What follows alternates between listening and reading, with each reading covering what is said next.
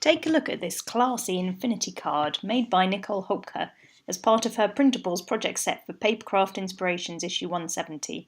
The beauty of this card fold is that the card keeps going round and round and round. It gives you lots of different faces to decorate in. We think it's the Papercraft equivalent of a fidget spinner, so perfect to give to kids to keep them busy at Christmas. We're going to show you how easy it is to make this card fold. You start with just 4 pieces of white card. Each card measures 6 by 3 inches, and we've used a textured card, but you could use a plain cardstock if you want.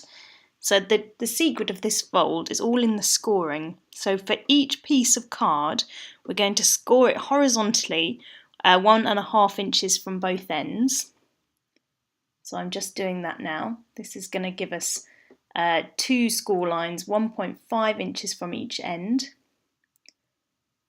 Now you want to turn your card 90 degrees and score 1.5 inches in again, just down to that score line that you made before. So you're dividing that scored section into 2 sections, and it leaves you with a big square in the middle of your card, and then these 4 kind of mini squares around the outside edges. So I've done that for all 4 cards. If you're using a textured cardstock like us, you want to put it so that the texture side is facing downwards and lie them up alongside each other.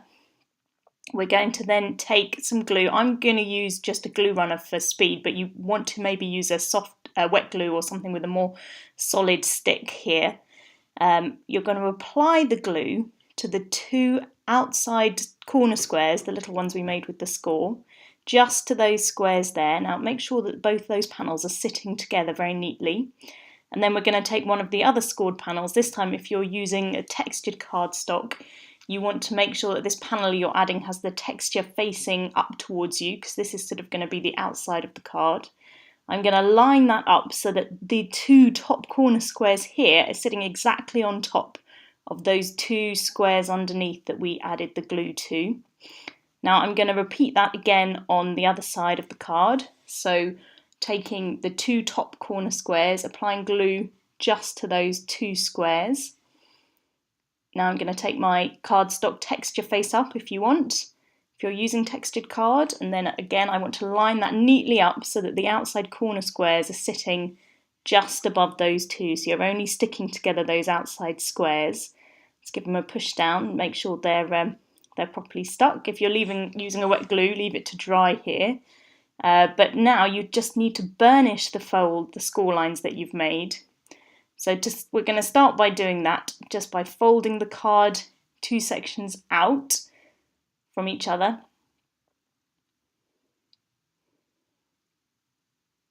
So those 2 sections sort of go out and underneath. We'll do them one at a time. So fold it round so that the bottom panel there comes out like that. Then using a bone folder, I'm just going to crisp that fold up to help reinforce and strengthen the score line that I made before. Now we'll do the same on the other side. So it flips round, that top section comes out. We're burnishing that score line. Now if we turn the card so that it faces downwards, so that those 2 folds we've just made are now going to go into the centre. This is going to give us the other face on our infinity card. I'll burnish those score lines with my bone folding tool.